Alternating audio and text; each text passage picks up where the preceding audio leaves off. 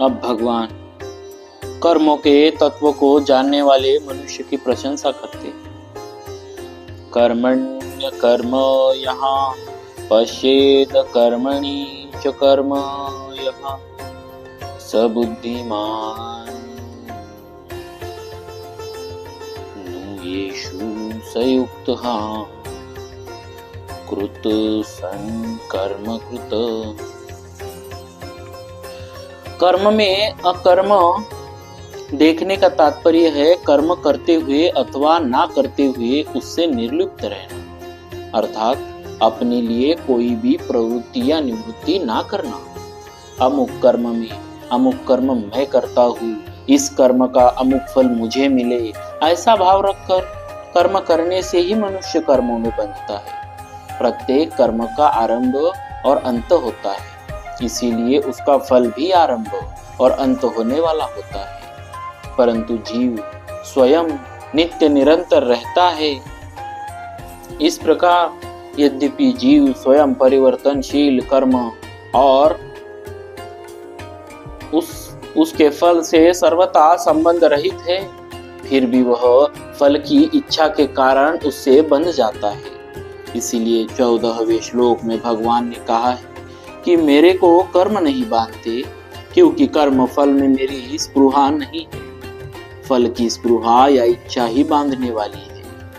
फले सक्तो निबध्यते, फल की इच्छा न रखने से नया राग उत्पन्न नहीं होता। फल की इच्छा न रखने से नया राग उत्पन्न नहीं होता और दूसरों के हित के लिए कर्म करने से पुराना राग नष्ट हो जाता है।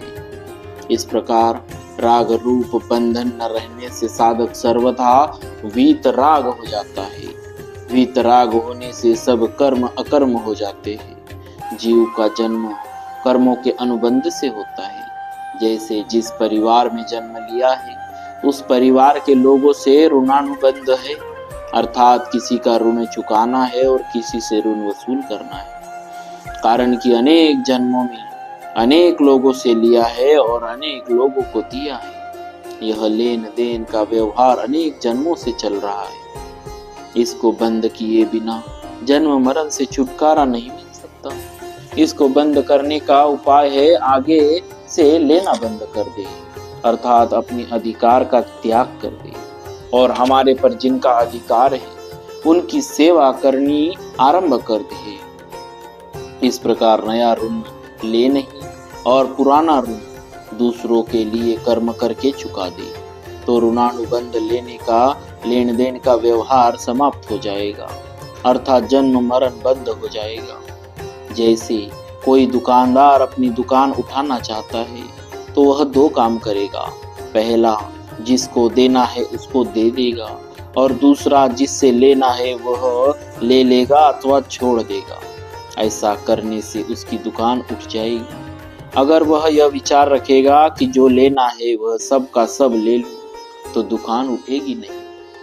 कारण कि जब तक वह लेने की इच्छा से वस्तुएं देता रहेगा तब तक दुकान चलती ही रहेगी, उठेगी नहीं।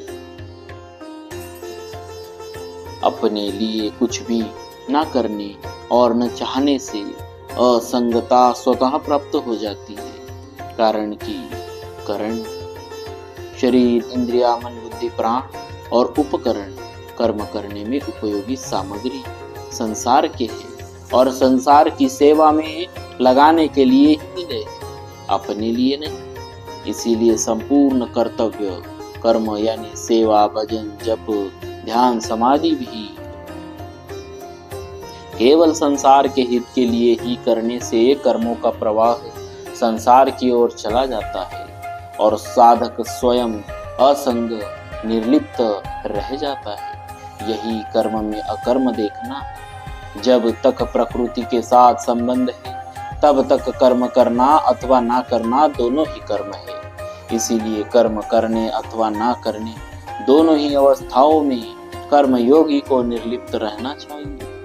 कर्म करने में निर्लिप्त रहने का तात्पर्य है कर्म करने से हमें अच्छा फल मिलेगा, हमें लाभ होगा, हमारी सिद्धि होगी, लोग हमें अच्छा मानेंगे, इस लोक में और परलोक में भोग मिलेंगे। इस प्रकार की किसी भी इच्छा का ना होना, ऐसे ही कर्म न करने में निर्लिप्त रहने का तात्पर्य है कर्मों का त्याग करने से हमें मान, आदर, भोग, शरीर का आराम आदि मिलेंगे। इस प्रकार की किंचन मात्र भी इच्छा का ना होना, दुख समझकर एवं शारीरिक क्लेश के भय से कर्म न करना राजस त्याग है, और मोह, आलस्य, प्रमाद के कारण कर्म न करना तामस त्याग है। ये दोनों ही त्याग सर्वथा त्याज्य है।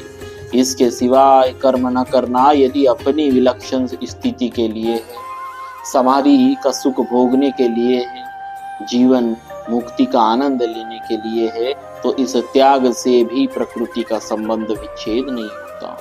कारण कि जब तक कर्म न करने से संबंध है, तब तक प्रकृति से संबंध बना रहता है।